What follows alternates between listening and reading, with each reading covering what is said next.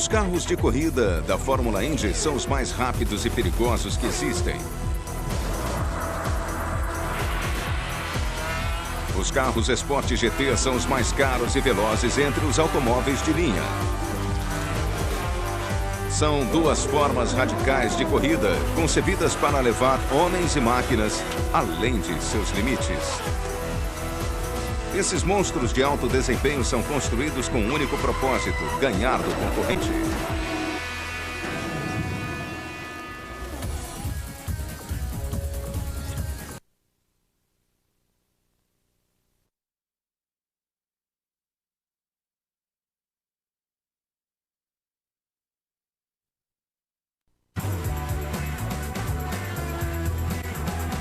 Carros da Fórmula Indy são feitos à mão, modelos de engenharia de precisão que valem $500 mil cada. Pelas regras, todos os pilotos têm à sua disposição a mesma potência. Cada carro tem um motor V8 turbinado de 2,65 litros.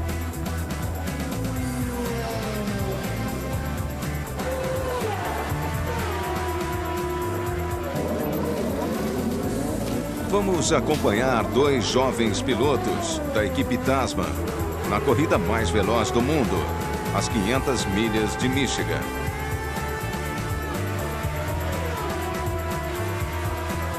A corrida vai dar a um desses pilotos a maior vitória da sua carreira.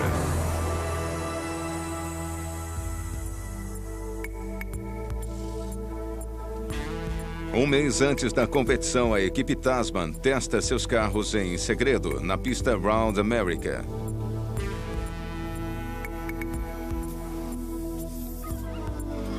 Os dois pilotos da equipe são o brasileiro André Ribeiro e o mexicano Adrian Fernandes. Fernandes tem 30 anos de idade e usa as cores do México, vermelho, branco e verde. Verifique o rádio, Adrian. A responsável pelo seu carro é Diane Hall, a única mulher entre os mecânicos da Indy. Fernandes é um dos maiores heróis do esporte no México. Ele começou nas corridas de motocicleta aos 18 anos. Em 94 passou a correr na Fórmula Indy e em 96 ganhou sua primeira corrida em Toronto. O desafio dos carros de corrida é a velocidade, as forças G que são geradas nas curvas, nas freadas e nas acelerações. Acho que não há nada parecido.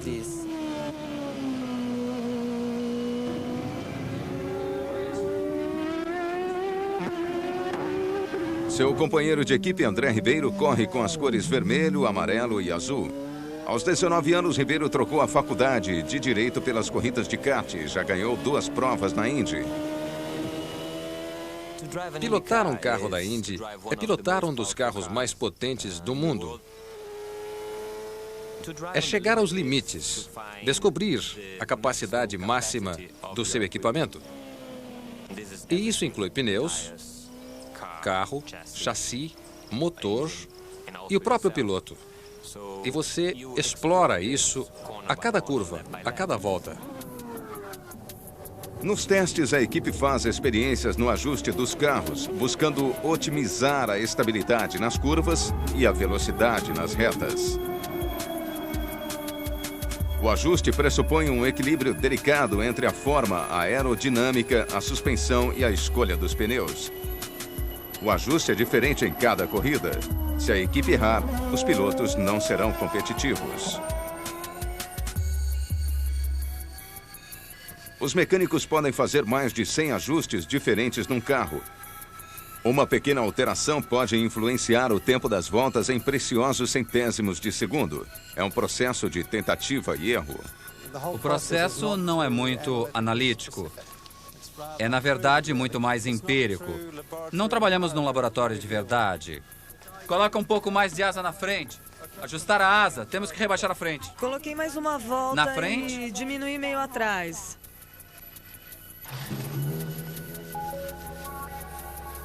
Em quase todos os componentes do carro, há sensores que coletam dados importantes.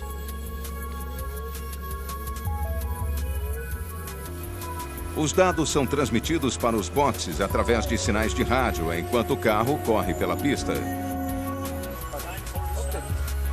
Os mecânicos só recebem informações. As regras da competição proíbem que eles controlem o carro. Mas eles podem passar instruções verbais para os pilotos através do rádio. Você está 58/1. Estou muito... Nessa última curva tive Mas as melhores informações vêm dos próprios pilotos. Na entrada da primeira curva, o carro estava indo bem, mas perto daquela curva ele se afasta. Mas os freios estão bons, faz bem as curvas. Você sente o equilíbrio do carro de várias maneiras, mas basicamente você sente com o seu corpo. Na verdade, é a parte inferior do seu corpo que lhe diz como o carro está.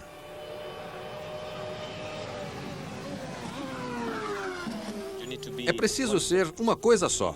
Máquina e piloto, uma coisa só. Você precisa se sentir parte do carro.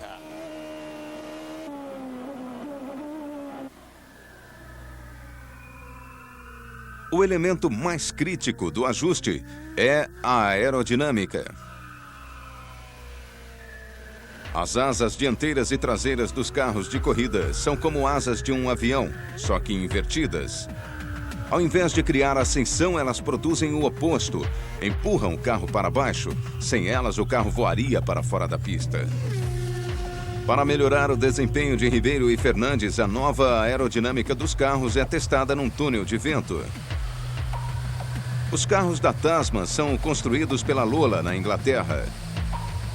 Eles usam modelos em escala com sensores internos para avaliar a força com que diferentes asas prendem o carro ao solo.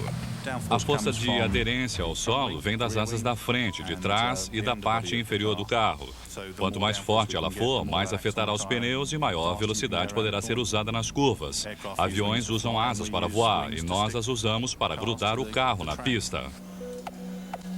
A equipe faz pequenas modificações para aumentar a força de aderência do carro, respeitando o tamanho permitido para as asas.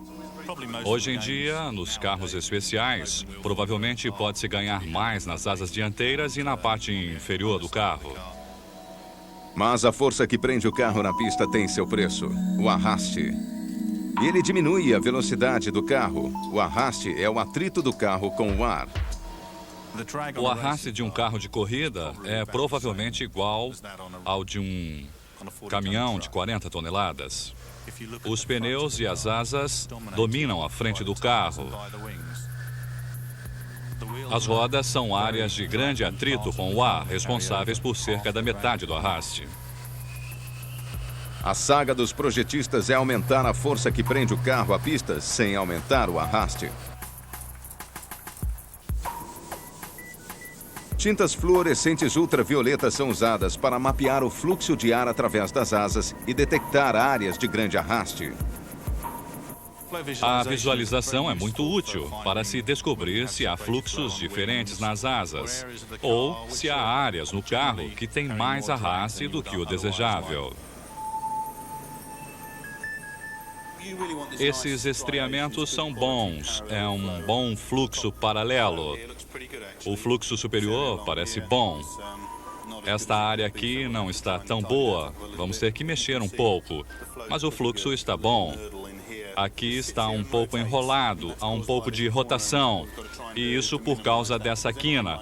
Vamos ter que diminuir isso porque aumenta o arraste do carro. O resultado final é impressionante. Os carros estão tão presos ao chão que a 190 km por hora eles poderiam rodar no teto de um túnel.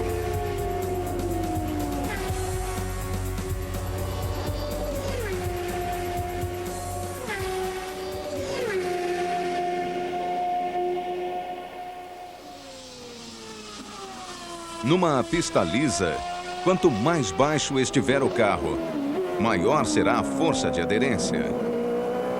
Para maximizá-la, os mecânicos descem a suspensão o máximo possível.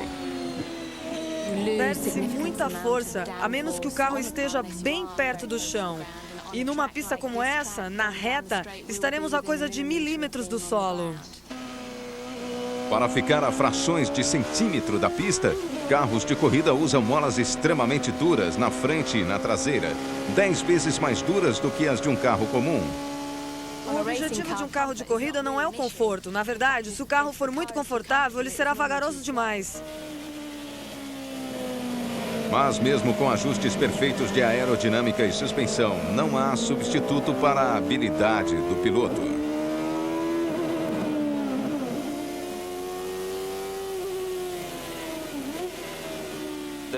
Há várias pequenas coisas que fazem andar mais rápido.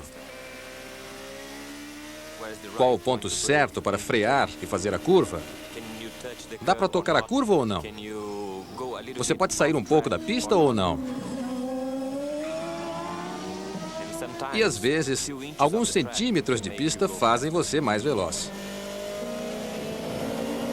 A maneira mais rápida de fazer a maioria das curvas é usar toda a largura da pista.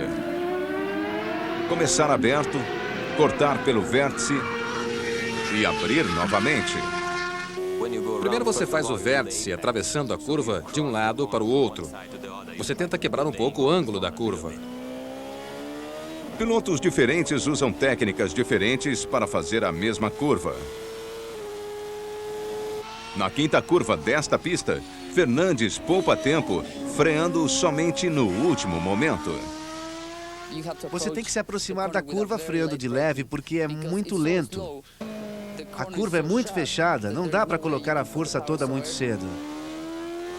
André Ribeiro usa uma técnica diferente. Ele pisa levemente no freio 150 metros antes e depois entra na curva pelo vértice 8 km por hora mais rápido. Ambos os pilotos negociam as curvas exatamente no mesmo tempo total. Durante a temporada de Fórmula Indy, Fernandes e Ribeiro adaptam suas técnicas de pilotagem aos diferentes tipos de circuitos. Circuitos de rua irregulares e escorregadios, como Detroit e Toronto. Ovais lotados e curtos, como o do Rio.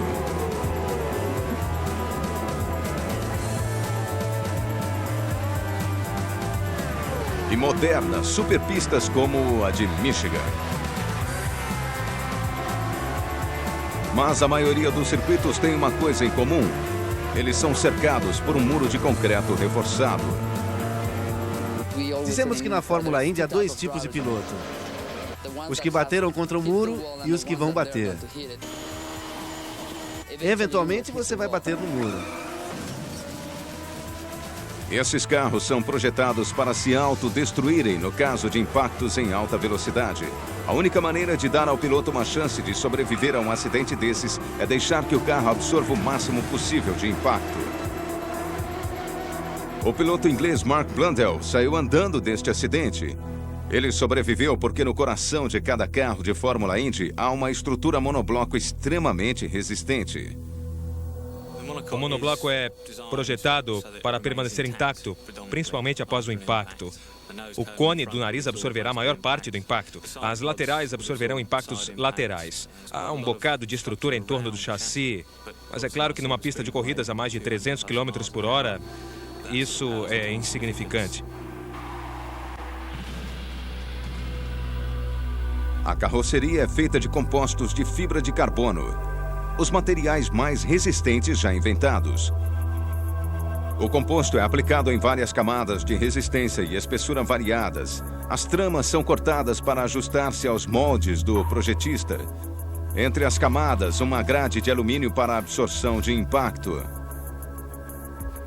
No molde, peças de material composto reforçam os pontos potencialmente fracos. Os componentes são recobertos e vão para a autoclave, um forno gigantesco que une as camadas através de alta temperatura e pressão. Ao final, o corpo do carro é 5 vezes mais resistente do que a mesma espessura em metal. A carroceria precisa passar pelos rigorosos testes de impacto do regulamento da Indy. O sistema tem sensores que medem as forças G durante o impacto. 3, 2, 1, disparar. As forças G devem estar dentro dos limites seguros para os seres humanos. Mas qual é a tolerância do corpo humano para a força G? Pilotos militares chegam a 9 Gs em treinamento. As pessoas conseguem suportar muito mais, mas apenas por uma fração de segundo. A força de impacto neste teste ultrapassa incríveis 40 Gs, mas por menos de 10 milissegundos. O piloto ficaria inconsciente, mas sobreviveria. Boas novas para Ribeiro e Fernandes, porque são esses os monoblocos que vão protegê-los durante a corrida mais veloz do mundo. 2 dias antes das 500 milhas de Michigan, chegou a hora de André Ribeiro testar sua perícia e coragem no super circuito. A escolha dos pneus é uma das decisões mais críticas para a equipe e terá que ser tomada antes da corrida. O que usar, pneus de borracha macia ou dura? Mesmo o pneu de corrida mais duro é 10 vezes mais macio do que o de um carro de passeio. Esses pneus agarram de forma incrível e quase derretem na pista, pois aquecem chegando a temperaturas de até 80 graus. Resistência ao calor é um ponto-chave para nós. Sustentar velocidades de quase 400 km por hora, volta após volta, força muito o pneu. Por isso, esses compostos são dos mais resistentes e os pneus estão entre os mais duráveis que há em todo o circuito de Fórmula Indy. A Firestone fornece 1.500 pneus em Michigan. O regulamento permite que cada carro use 15 jogos de pneus para testes, treinos oficiais e para a prova em si. Cada um desses pneus custa $300 e eles são especialmente desenhados para superpistas de corrida. Em circuitos ovais e nos supercircuitos, o alinhamento de direção é feito para as curvas e não para as retas. Em teoria, os pilotos podem fazer as curvas sem pôr as mãos no volante. O carro só faz curvas para a esquerda e, portanto, os pneus do lado direito são ligeiramente maiores. Esse tipo de ajuste é chamado de escalonado. O ajuste escalonado prevê basicamente a diferença entre os pneus traseiro direito e esquerdo. Lembre-se que as curvas são só para a esquerda e pense num copo de papel rolando no chão. Ele vai sempre rolar para a esquerda por causa do lado maior à direita. Isso ajuda os pilotos nas curvas, que é basicamente só o que se faz aqui.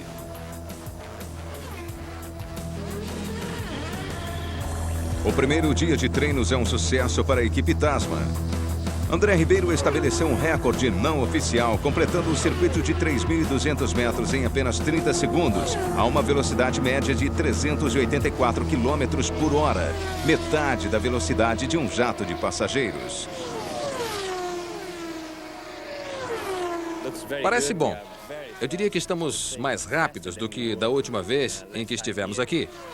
Mas é difícil julgar porque não sabemos o que os outros estão fazendo. Se eles estão com os tanques cheios ou vazios. Se estavam no vácuo de alguém ou não. Ainda há muitas variáveis a considerar. O melhor, então, é não se preocupar demais com o seu tempo e manter a sua concentração no seu carro. Num circuito de alta velocidade como este, o fator mais importante é a potência. As equipes rivais forçam os motores ao limiar da autodestruição.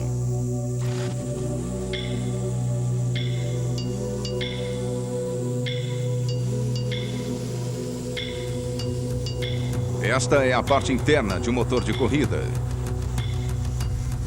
Os números exatos são segredos bem guardados, mas esses motores desenvolvem cerca de 900 cavalos de força, 9 vezes mais do que um carro de passageiros do mesmo tamanho.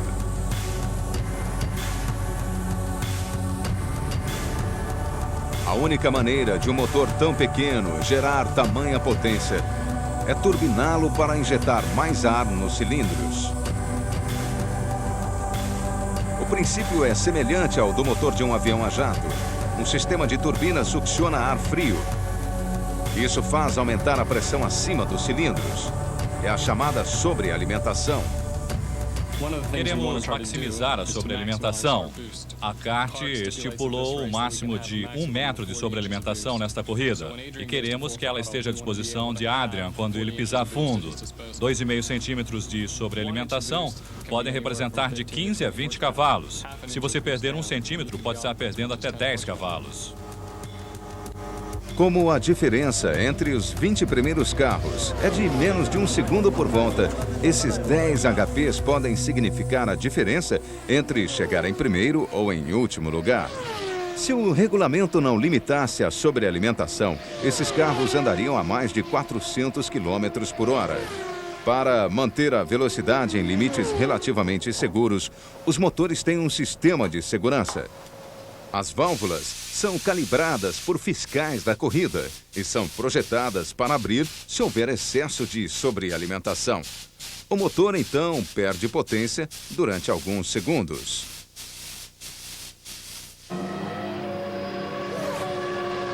Para evitar problemas, as válvulas de segurança são guardadas até minutos antes do início de cada sessão dos treinos oficiais.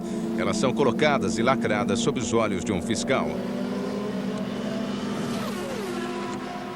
Perto do ouvido do piloto há um tubo de ar que vem da válvula de segurança. Ele emite um chiado quando a válvula está prestes a abrir. Assim, o piloto pode levar a sobrealimentação ao seu limite, sem forçar a abertura da válvula. No treino oficial de classificação, André Ribeiro faz 2 voltas contra o relógio para determinar sua posição no grid de largada. Na última volta, a única preocupação é a velocidade. O combustível está muito baixo, a pressão nos pneus está no nível ótimo e você tem mais estabilidade. De forma que é só achar a maneira perfeita de fazer a curva, o vértice certo, o jeito de não perder a velocidade. 2.93.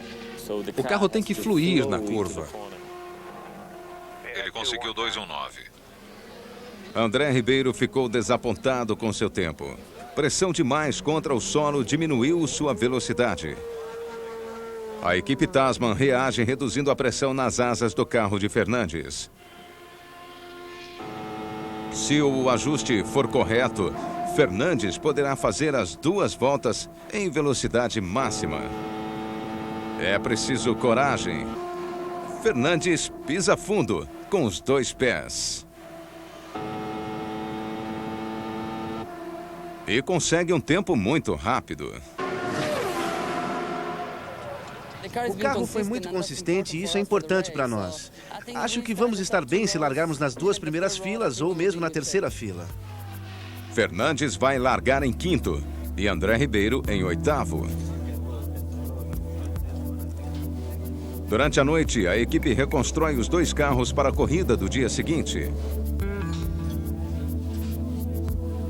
Esses motores são projetados para durar 500 milhas ou 800 quilômetros. Eles são substituídos a cada corrida. Ninguém dorme até que cada detalhe esteja pronto.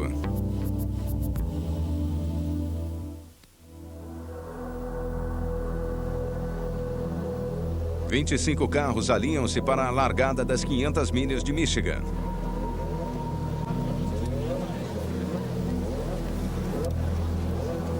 Adrian Fernandes está na 2ª fila e André Ribeiro na 3ª fila. Os carros fazem as voltas de aquecimento dos pneus.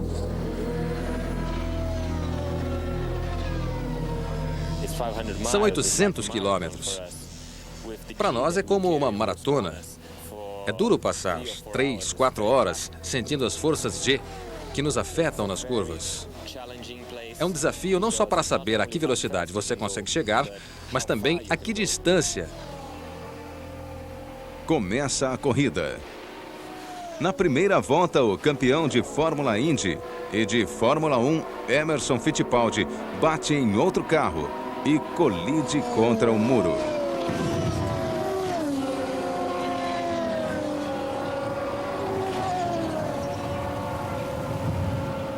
Seus ferimentos são graves.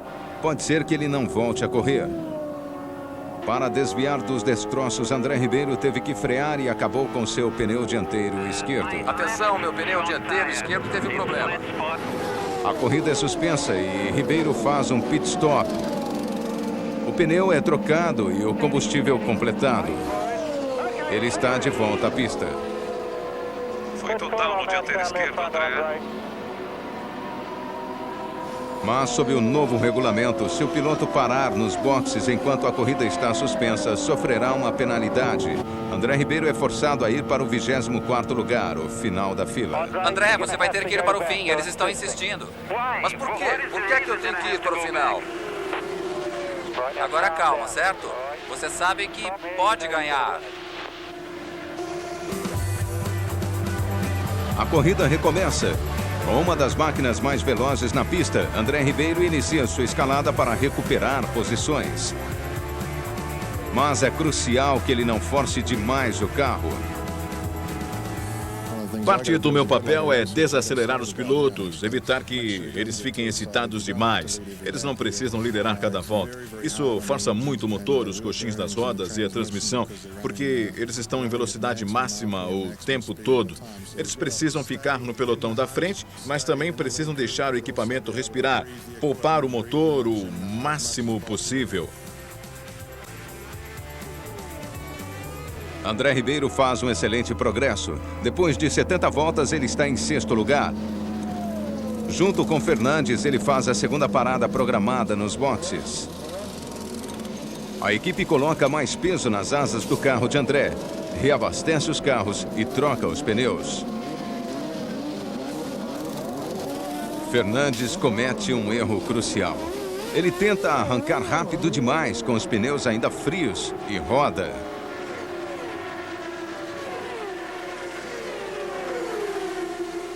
"40 voltas depois, André Ribeiro chega à 2ª posição e começa a forçar o líder Alex Zanardi. Pressionado, Zanardi perde o controle e choca-se contra o muro a mais de 300 km por hora.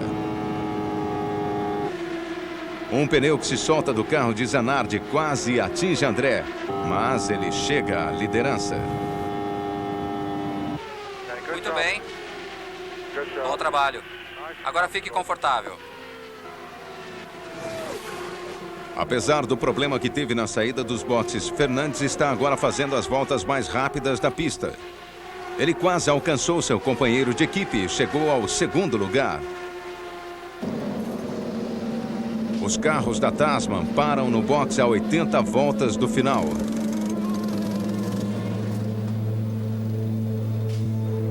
Ribeiro sai sem problemas, mas Fernandes tem dificuldades.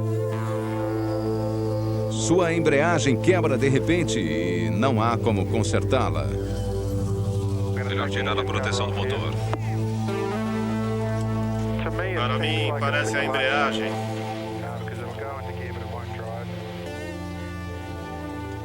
Para ele, a corrida acabou.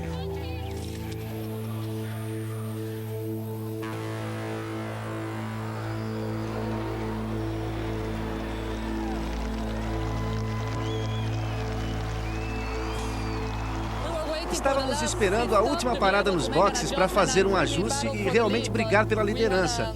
Mas tivemos problemas com a embreagem, eu acho. Foi falta de sorte porque a equipe estava fazendo um grande trabalho. E doeu porque eu estava na frente. Mas outras corridas virão, isso é o que importa.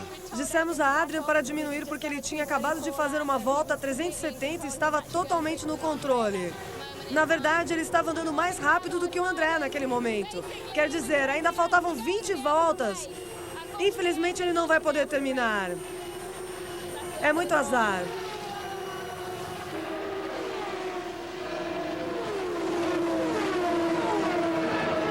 A corrida continua e outro acidente coloca o piloto Parker Johnston, da equipe Briggs Contact, fora da prova. Faltando meia hora para o término, apenas 17 carros dos 25 que largaram permanecem na pista. C1, nesta volta você fez 2.5. Faltam 30 voltas para acabar. Parece bom. Observado por seus companheiros de equipe, André Ribeiro continua na liderança. E finalmente, após 3 horas e meia de uma prova intensa, André recebe a bandeirada. Ok, bom trabalho aí, pessoal. É a sua terceira vitória na Fórmula Indy. Ah, obrigado, pessoal. Valeu mesmo, hein? André, Honda, por aqui. Bem, foi fantástico. Isso é trabalho de equipe. Ele caiu para o último lugar com o acidente do Emerson Fittipaldi porque ficou sem um dos pneus. Mas ele conseguiu voltar ao pelotão da frente e os pitstops foram tremendos. No final, o pessoal estava competindo nos boxes e a nossa equipe ganhou. Foi uma corrida muito difícil, mas a sensação é muito boa. Realmente fantástico.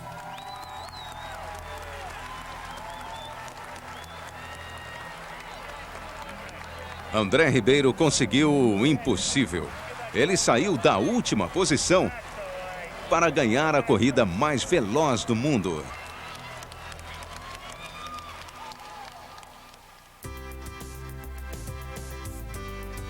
Você não precisa ser piloto da Indy para andar rápido. Este é o F1 da McLaren. Com uma velocidade máxima de 376 km por hora, é o carro de passeio mais veloz do mundo e custa $1 milhão. A versão para corridas do McLaren F1 ganhou as 24 horas de Le Mans na sua primeira participação.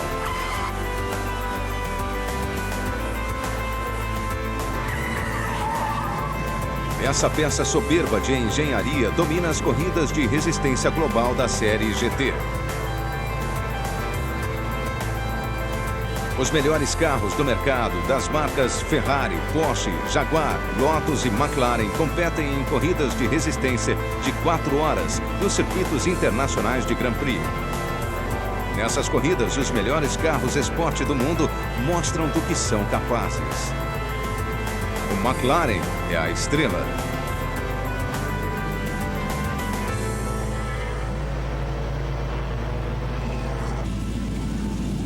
Este é um final de semana com uma corrida crítica para a equipe Golf GTC McLaren, no circuito de Anderstorp, na Suécia.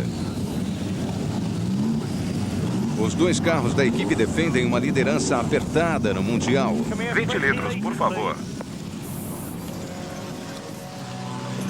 É trabalho de aprendiz, é só uma troca de piloto, certo?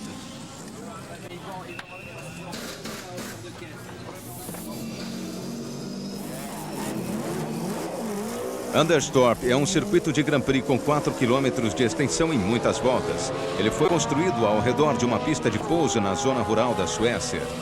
No fim da reta principal, os líderes da prova chegam a 280 km por hora. A velocidade média de cada volta é 160 km por hora. Há várias curvas, longas e ligeiramente inclinadas.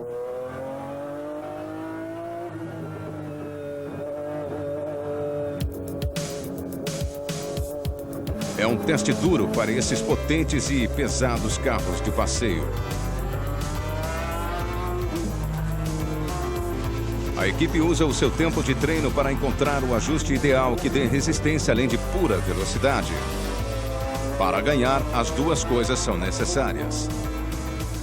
Essa é uma curva longa e inclinada em que a direção tem que ser constantemente ajustada.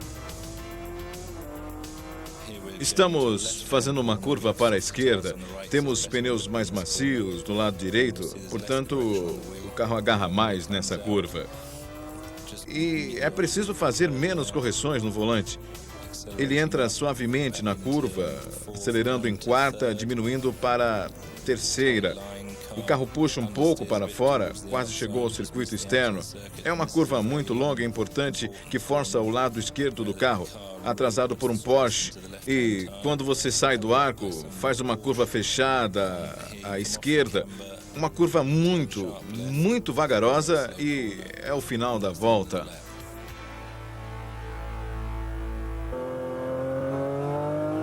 Ele acelera de 0 a 160 em 6 segundos e freia ainda mais rápido. Ao final da reta principal de Anderstorp, os McLaren desaceleram de 280 para 80 km por hora em 2 segundos, graças aos super eficientes freios de fibra de carbono.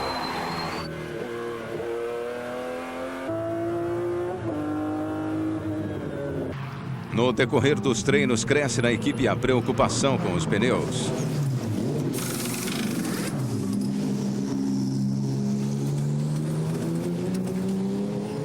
Eles são projetados para durar 40 voltas, mas depois de 10 já mostram sinais de desgaste.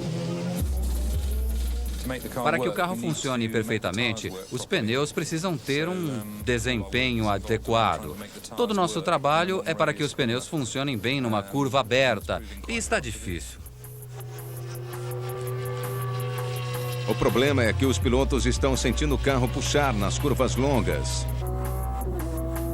O carro puxa por falta de aderência dos pneus da frente. Para permanecer na pista, os pilotos precisam trabalhar muito mais o volante. Parece que os pneus da frente querem sair do chão porque as curvas são tão longas que o carro puxa. Os pneus estão deslizando muito e superaquecendo. Temos que tirar essa falta de aderência para que o carro funcione bem. Para melhorar a aderência dos pneus, é preciso ajustar a suspensão. O problema é que o sistema de suspensão foi desenhado originalmente para estradas normais e não circuitos de corrida. A equipe vem tentando resolver o problema com um sistema que simula as condições da pista através de 4 suportes hidráulicos colocados sobre os 4 pneus. Os problemas que estamos enfrentando ocorrem porque o carro é pesado e precisa de molas muito duras para manter a estabilidade. Mas também precisamos evitar comprometer a estrutura e a firmeza do chassi. O problema, na verdade, é que os componentes da suspensão do carro foram projetados para rodar em estradas normais, a uma distância de 8 a 10 centímetros do solo. Para criar aderência suficiente à velocidade de corrida, a suspensão foi adaptada para que o carro fique muito mais baixo. Para melhorar a dirigibilidade, a GTC desenvolveu novos amortecedores. Durante o treino, a equipe faz experiências com os amortecedores. Molas mais macias evitam o desgaste dos pneus, mas, infelizmente, também tornam o carro mais lento. Por que as molas? Eu sempre faço a mesma pergunta.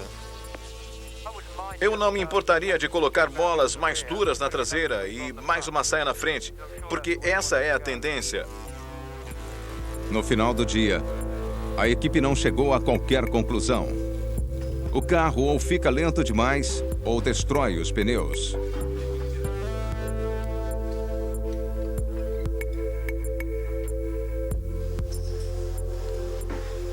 Adaptamos os amortecedores de uma forma que pensamos fosse dar certo. Mas parece que erramos em alguma coisa. Amanhã, vamos colocar os amortecedores antigos e fazer todos os tipos de ajustes.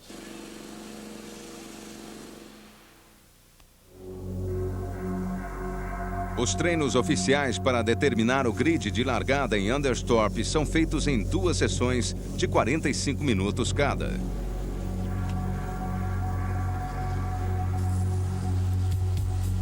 Nas primeiras voltas, os pilotos fazem o aquecimento com pneus comuns de corrida.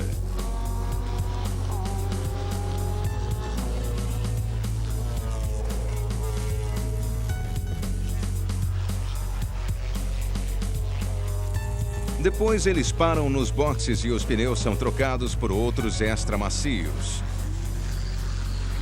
São pneus que duram apenas 2 voltas, mas graças à sua super aderência conseguem reduzir o tempo de cada volta em até 2 segundos.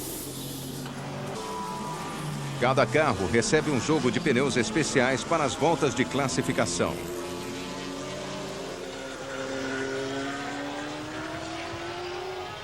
São minutos de intensa concentração para os pilotos, à medida que tentam extrair o máximo de desempenho dos carros. É preciso ser muito agressivo para fazer o carro andar rápido o suficiente, mas quando você roda, digamos, 1 segundo abaixo do que o carro consegue fazer, de repente você fica muito tranquilo.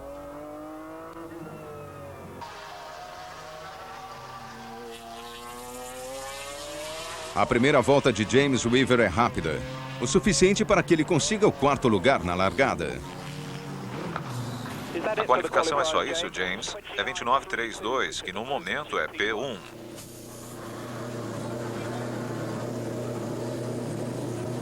Seu colega Pierre-Henri Raffanel baixa o tempo em 0,4 de segundo e consegue o segundo lugar no grid. Obrigado, bom trabalho. Duas Ferraris conseguem a pole e a terceira posição. Elas são as mais fortes concorrentes das McLaren. Depois do treino, os mecânicos tomam a decisão final quanto aos ajustes e preparam os carros para a corrida.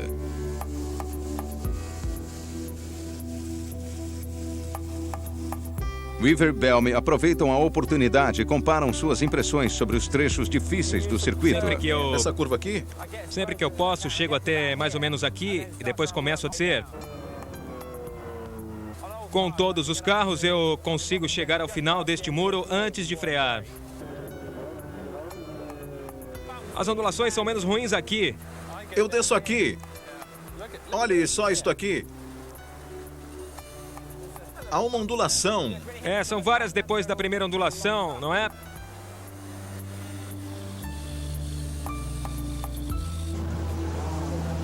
Os carros da Gulf GTC ocupam seus lugares na fila de largada para o começo da corrida. Serão 4 horas e mais de 100 voltas em que os carros terão que parar pelo menos 3 vezes para trocar pneus e abastecer.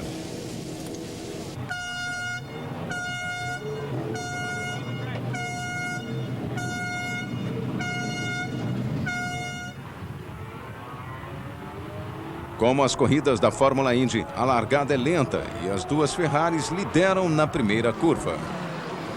Os carros da Gulf GTC caem para a 4ª e 5ª posição e ficam presos atrás do Lotus, que é mais lento.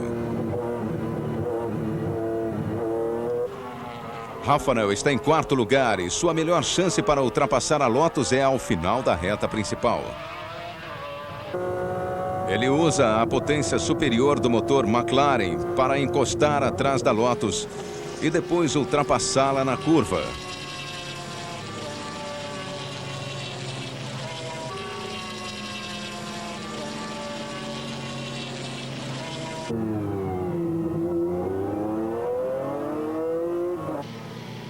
As Ferraris consomem muito e são as primeiras a parar nos boxes.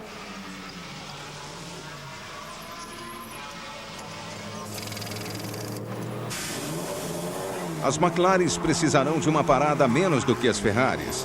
Seu primeiro pit stop será depois de 39 voltas.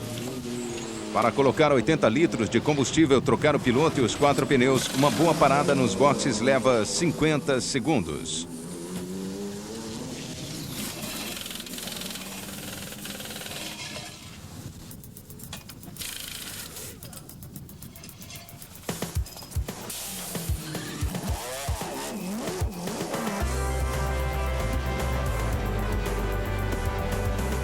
Na volta de número 42, o para-brisas de um dos carros Gulf GTC é quebrado por um pedaço de borracha que voa na pista. A McLaren da equipe Harold sofre danos piores.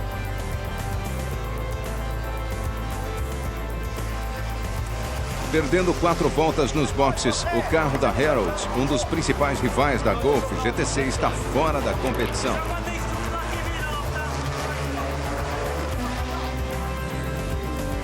À medida que a corrida continua, a fadiga afeta os pilotos e as máquinas começam a mostrar desgaste.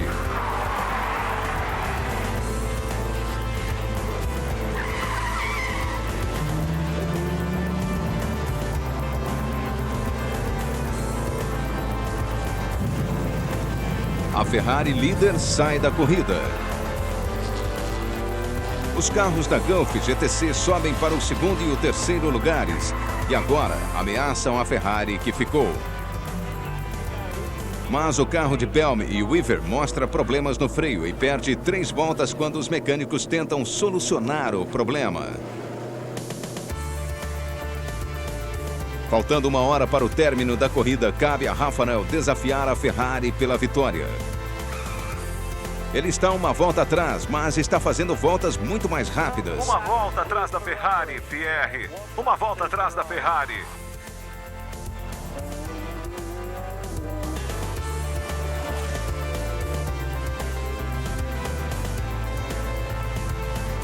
Rafael dá tudo o que pode. Mas a distância é muito grande. A Ferrari recebe a bandeirada com Rafael chegando 30 segundos atrás.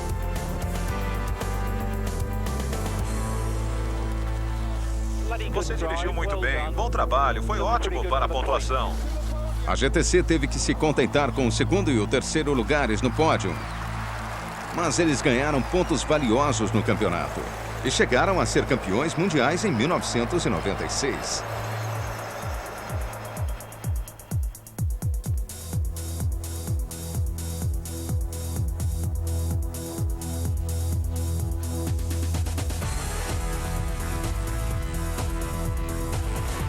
Sua velocidade é impossível. Sua potência inacreditável.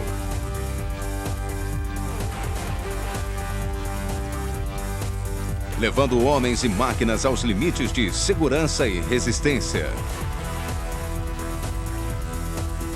Esses são os carros que quebram todas as regras.